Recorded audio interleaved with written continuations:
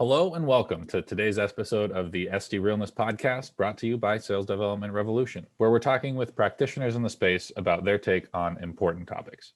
I'm Alex Ellison, here with my co-host, as always, Grayson Fulbright.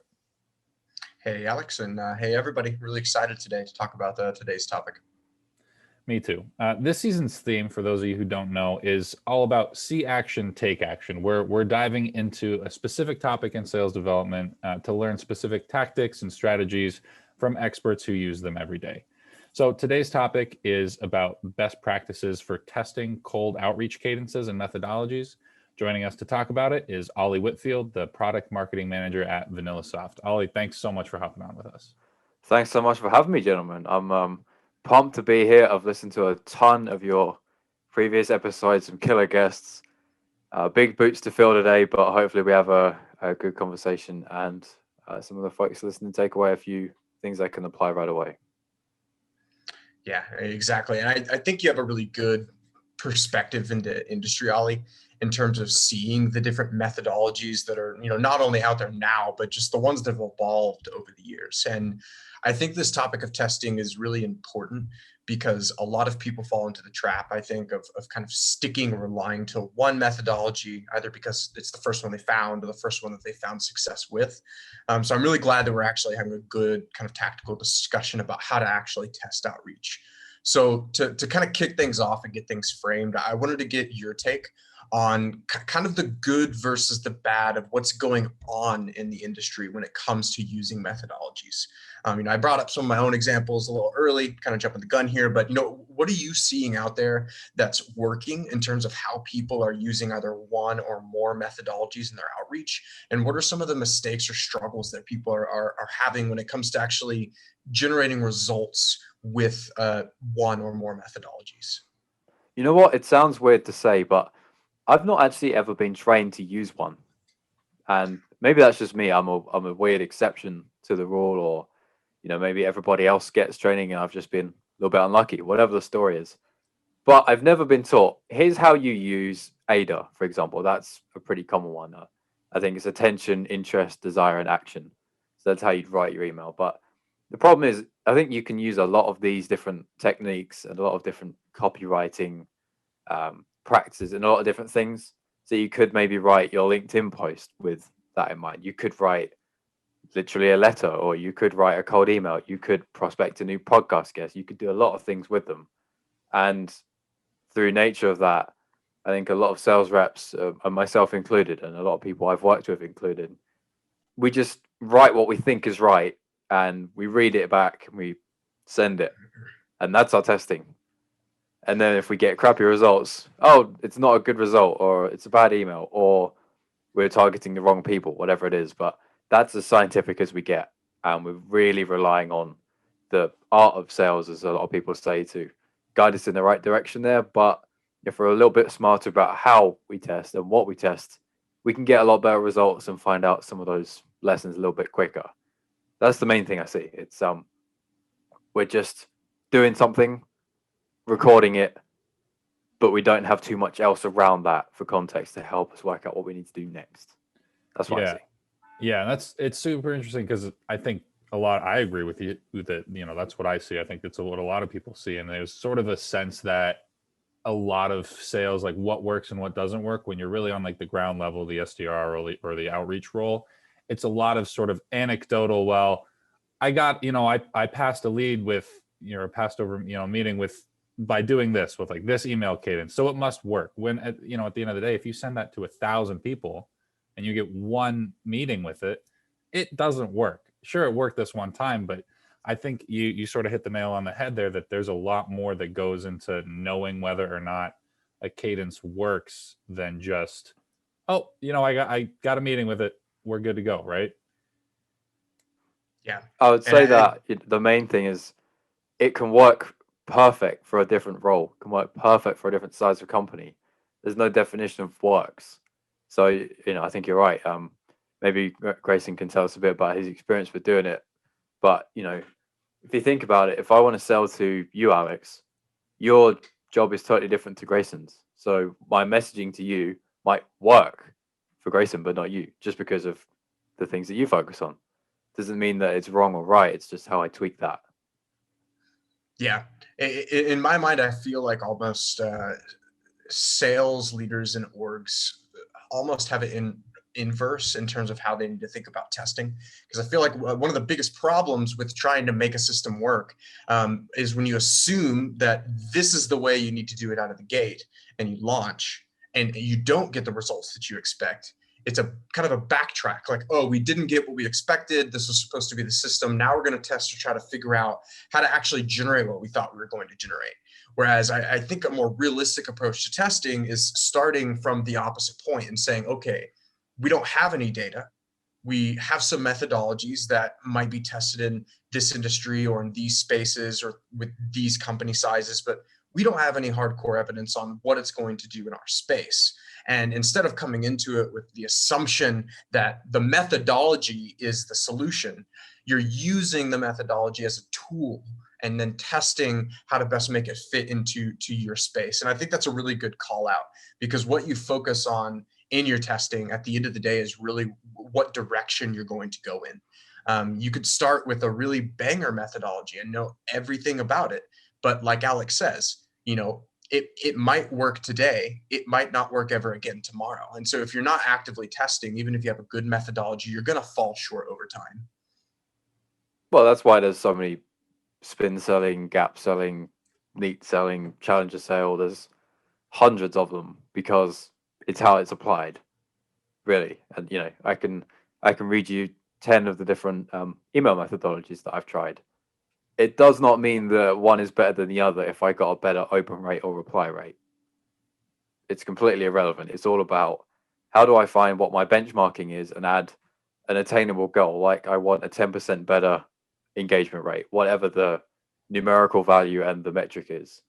It's that part instead of I got more opens or I got more replies.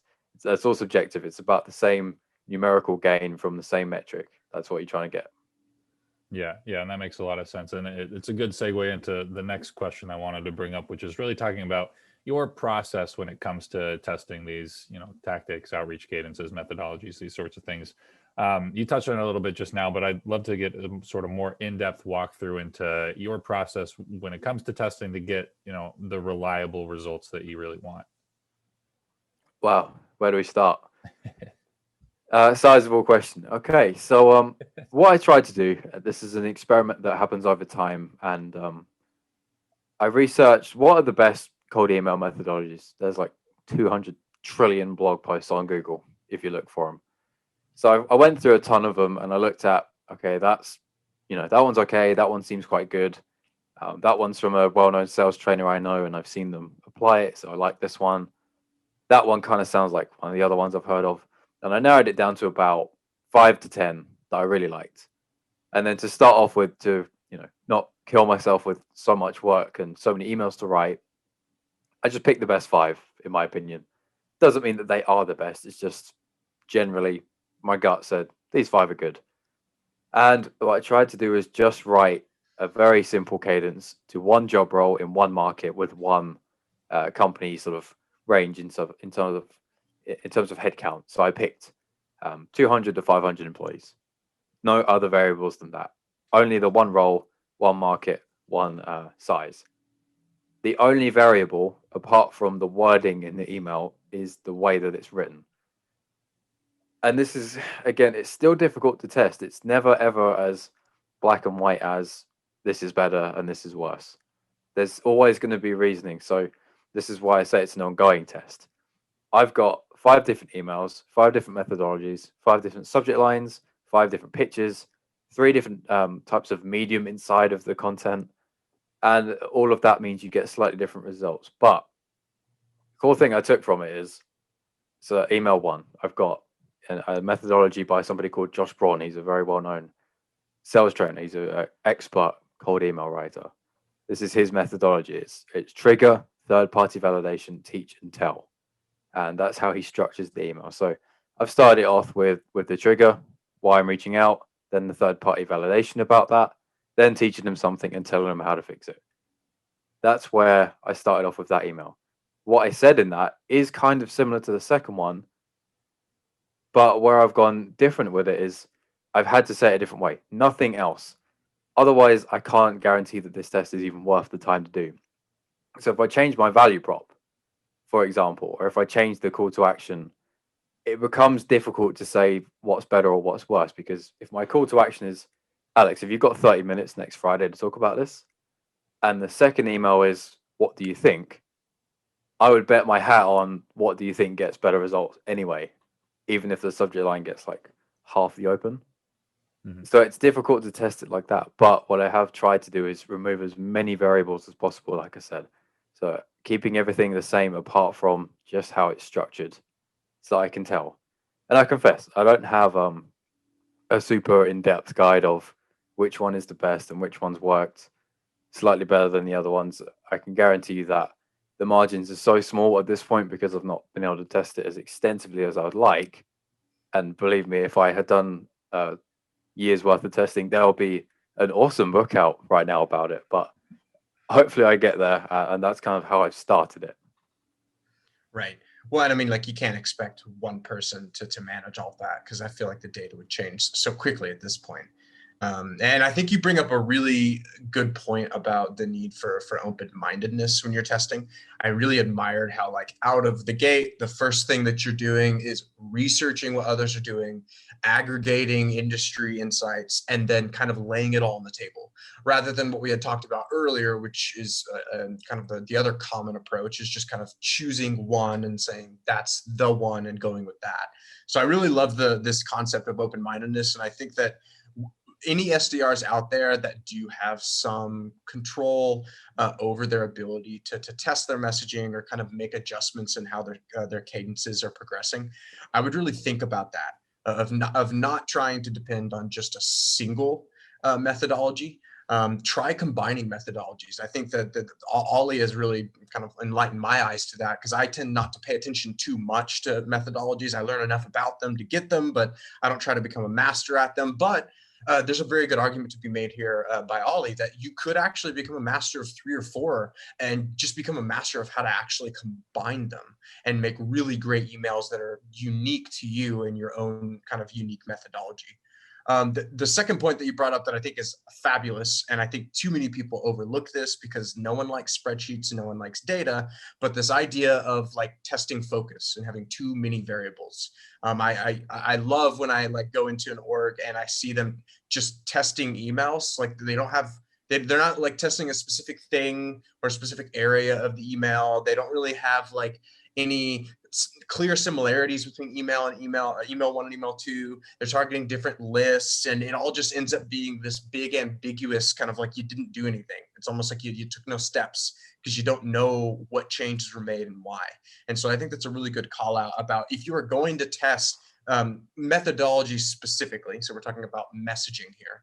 You want to make sure that you minimize as much as possible other variables that can affect your results. So easiest example is, well, hey, if you're wanting to test 2 entirely different methodologies with 2 different pitches and approaches and CTAs, you should probably use the same subject line. I feel like that would like really kind of like change the results that are out of the gate if you're trying to just test methodologies. So that's just an example there, but I just wanted to kind of like note those 2 concepts that I pulled from your last statement, Ollie, because I think those 2 are really important, not only for doing it right the first time, but also for sustaining it. Well, you know what the cool thing is as well? Let's say you go for the Josh Braun TTTT method, the trigger third party teach tell. You might find that I get, let's say, my benchmark level of engagement on an email. You kind of see the same thing. You're getting the same amount of replies, opens, and whatever. Okay, great. That's cool. It doesn't mean you have to do anything different or you have to scrap it. You could maybe add something to it. So everyone knows video is extremely hard at the moment in sales. Possibly a vidyard in there would work, or a bomb. There's loads of different tools to do it. And so some of these email methodologies, they do lend themselves a bit better to it. Or maybe there's one, I believe it's before after bridge, BAB. So maybe the bridge part would lend itself to a funny GIF or something like that to mix up the mediums. Otherwise, you've just got like plain text, plain text, plain text. We've all seen it before, and that's kind of boring, you could say. It depends. You're not going to go and send a Simpsons gift to a CFO, potentially. Especially if they're a massive, massive enterprise company, you maybe don't do that. But it's up to you. But where you can, I try and mix it up. So if I can do a vidyard where it makes sense and where I think it fits, and especially so I can break up the monotony of text, email, then I can do it. But, get the benchmark first so that you're not just saying, well, is it the video that caused them to not engage as much with this email? Because that's a variable. So stage 1 is get the benchmark. Stage 2 is add the variables based on what you think from your benchmarking.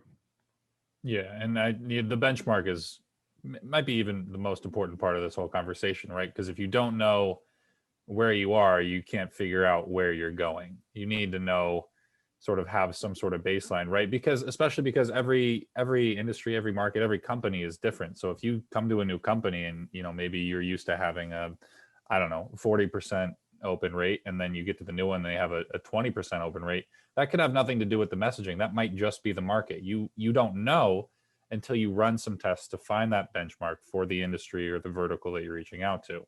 And from there, that's when you can start to sort of one at a time, like you've been saying, slowly add these variables to figure out how they then affect the process or the outreach, right? Yeah, it's go with your benchmarking and don't shoot for the moon straight away. Obviously, you're just by going with your gut, you're not going to blow your current stats out of the water. You're going to get marginal improvement, and that's what you should probably want. So if your test email performs way worse, that's all right. It's only a test. The most important thing is never, ever, ever let the testing get in the way of your quota. So this is potentially a little bit difficult, but it's sort of one of the hurdles you have to overcome if you're going to test that extensively at all. Don't think you're going to make 50 cold calls, for example, and you're going to test a new methodology on 25 of them. Because if you need those 50 calls to hit your quota, then you're jeopardizing that. I'm not saying it's going to ruin you and you're going to get nothing, but you're putting that chance out there that this new tactic isn't going to work just as well. Same thing for email. So if you've got to send out 10 or 50 or 100, even 25% of that, whatever the number is, I would be doing it outside of what your existing activity is, just to mitigate the risk. That's the first thing that I would probably, should have reminded at the very start, to be honest. If you're going to do it, make sure that you're not losing anything because you're sort of chancing your arm at a different result. I completely agree. And I think, I believe Jake Dunlap has talked about this and had some great advice about this, essentially saying, if you are wanting to test something to make an improvement and you're not in a position to where you can be making those decisions yourself and you need to get buy-in from the org, he suggested saying, hey, go up to your leader and say, listen, I'm going to keep doing everything that you guys asked me to do, like to the T. You want me to do 50 calls, I'm going to do 50 calls. And I'm going to do that. But then I'm also going to be doing my own thing when I have my time. And I'm going to do it over this period and then actually show you the differences.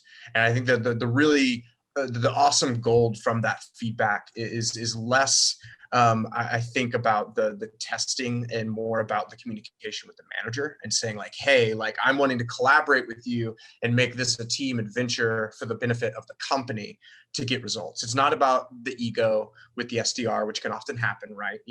Every salesperson thinks that they're the best salesperson or will be one day. So it's easy to get trapped in this kind of like ego battle. But if you involve the managers or involve your leaders and say, hey, like I found these insights that I really think are going to work. I don't want to jeopardize my quota here, so I'm going to keep doing the things that we have set, but can I try this? I definitely don't think that it hurts to ask. And this does kind of pair well into the last question that I wanted to ask Ollie before we wrap up, which is really around just general best practices and advice for an SDR that's trying to start their own testing system, whether it be for a cadence, for multiple channels, maybe it be for the methodology.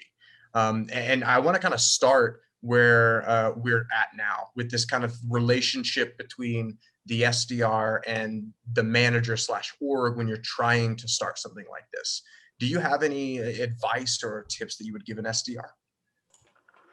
Yeah, to repeat the point a moment ago, just because I think it's that important, I generally ask for forgiveness instead of permission for the most part. Obviously, there are definitely exceptions to that.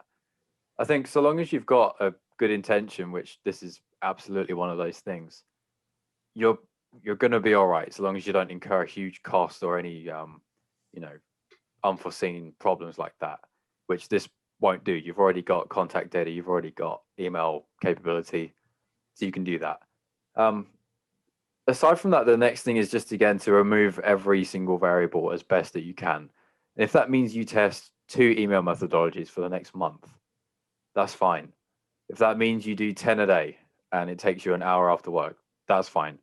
You don't have to do 5, you don't have to do 10, you don't have to send it to 200 people or 20 or even 10. Just whatever the number is that you can do well, that's absolutely fine.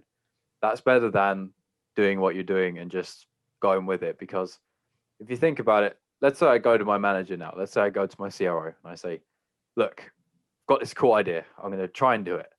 Meanwhile, the clock is ticking while he's listening to me talk about it. Here's how I'm thinking about it. I'm trying to do this. What do you think about it? Can you give me some feedback? Maybe you can spend some time reviewing my emails before I send them. Time. Lots of expensive manpower going into that before it even sees the light of day in a prospect's inbox. So for me, when it's just testing, I'm just going to do it in the most safe and appropriate way that I can, making sure that I've put my very best effort forward to begin with before I ask for anything, so that I can say, hey, look, I tried this thing, works this much, thought it would work that much. Could you give me a hand? And by the way, just so you know, I'm not sacrificing any of my normal activity to do this. So don't worry about, my number. I'm safe for it. As you know, you can see my my stats in our reports and so on. But I'm just trying to do this to see if we can find other ways to break through into our market. What do you think? Buy-in automatically, because there's no loss of anything else, and you're going above and beyond, and it's minimal time spent on their part. That's how I try to approach it. Yeah, and that's great too, because, and it's not the subject of this episode, but it shows that sort of self-starter attitude, a lot of the sort of go-getterness, that's not a word, but that ability, it'll help you in your career path is really what I'm saying, right? By taking some initiative on yourself. We did a podcast episode with Will Fertini where we sort of touched on this, that if you take that initiative yourself to go, to put in some work on your own and then bring it up to the people above you, they'll be really impressed. Whereas if you just show up to the people above you with questions, depending on who they are, they might just be annoyed. They might just be like, well, okay, I don't, go ask someone else. Like, I don't have time for you. But having that, being prepared for the conversation, coming in with some data to back it, goes a huge way towards that. And I think overall, everything you touched on was huge. Testing is should be such an integral part of the SDR's sort of day-to-day process, but I don't think enough orgs are doing it. So Ollie, thank you so much for hopping on with us to talk about, testing, how to do it, best practices, bad practices, things like that. And hopefully some listeners can take this away and go start testing themselves. If anybody has any questions for you, Ollie, or wants to learn more about VanillaSoft, how can they get in touch with you? Is it really boring to say LinkedIn? I love it when people say that. That's what every single person on every podcast of all time has ever said. But yeah, I have a weird name, so I'm probably close to the top of the search results, which is a bit of an advantage, a bit lucky for me. But yeah, I spend most of my time on LinkedIn. It's my Facebook. I hate Facebook. I like LinkedIn. So I'm always on there. There we go. There you have it. Find Ollie on LinkedIn. He'd love to connect. This has been Alex and Grayson with the SDRealness podcast. Until next time, SDRs, keep it real.